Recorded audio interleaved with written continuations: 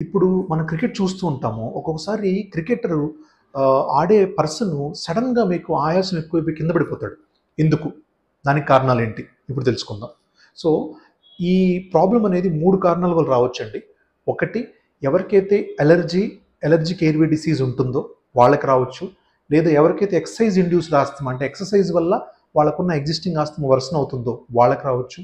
థర్డ్‌ది ఎవరికైతే already wind pipe గాలిగొట్టం నేరోగా ఉంది ఇంతకు ముందు నుంచే.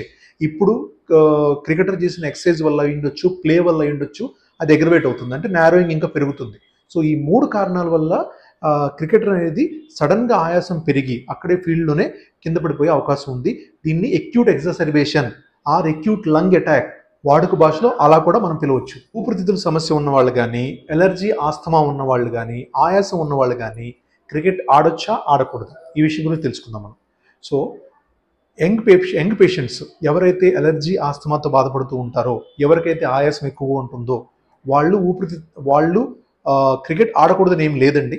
ఎందుకంటే అడెక్వేట్ ట్రీట్మెంట్ కనుక తీసుకోగలిగితే అలెర్జీకి కానీ, ఆస్తమాకి కానీ, మిగతా కండిషన్స్ అన్నిటికీ అడెక్వేట్‌గా తీసుకుంటే మీరు కంపల్సరీగా హ్యాపీగా క్రికెట్ గానీ, వేరే గేమ్ గానీ 100% ఆడుకోవచ్చు. ఎవరు ఆడకూడదు? ఎవరికైతే లంగ్ డిస్ట్రక్షన్ గానీ, లంగ్ ఫైబ్రోసిస్ కానీ, బ్రాంకియక్టాసిస్ కానీ అలాంటి పర్మనెంట్ డిసీజెస్ ఎవరికైతే ఆల్రెడీ సెట్ అయి ఉంటాయో వాళ్ళు మాత్రమే క్రికెట్ ఆడకూడదు. మిగతా వాళ్ళందరూ క్రికెట్ ఆడుకోవచ్చు.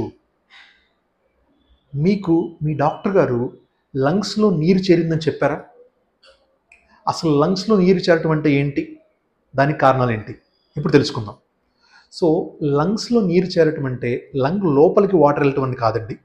లంగ్ చుట్టూ 2 లేయర్స్ ఉంటాయి. ఒకటి విజరల్ లేయర్ అంటాము, ఇంకోటి పారెటల్ లేయర్ అంటాం. లంగ్ గనక ఇలా ఉంటే మీకు 2 లేయర్స్ కవర్ చేస్తారు. ఆ 2 లేయర్స్ మధ్య వాటర్ ఫామ్ అవటాన్నే లంగ్స్‌లో నీరు చేరటం అంటాం. అంటే ప్రాక్టికల్‌గా లంగ్స్ లోపల నీరు చేరట్లేదు. లంగ్స్ బయట 2 లేయర్స్ మధ్య నీరు చేరుతుంది. అది ఎందువల్ల అవుతుంది? దానికి మన ఇండియాలో మోర్ కామన్ కాజెస్ ఏంటి? అంటే ఫస్ట్ కాజ్ న్యూమోనియా. ఎవరికైతే లంగ్ న్యూమోనియా ఉంటుందో రియాక్షన్ లాగా లంగ్ చుట్టూ ఆర్ లంగ్ లోపల నీరు చేరుతుంది ఫస్ట్ కాజ్. సెకండ్ వచ్చేసి టీబీ, ట్యూబర్క్లోసిస్, క్షయవ్యాధి. దానివల్ల కూడా లంగ్ చుట్టూ నీరు చేరుతుంది. మూడో కారణం వచ్చేసి క్యాన్సర్. లంగ్ క్యాన్సర్ వల్ల కానీ, ప్లూరల్ క్యాన్సర్ వల్ల కానీ, ఈ ప్లూరల్ లేయర్ వల్ల క్యాన్సర్ వల్ల కానీ, నా క్యాన్సర్ వల్ల కానీ నీరు చేరొచ్చు. సో ఈ 3 మోర్ కామన్ కాజెస్ దేనికి లంగ్లో నీరు చేరటానికి.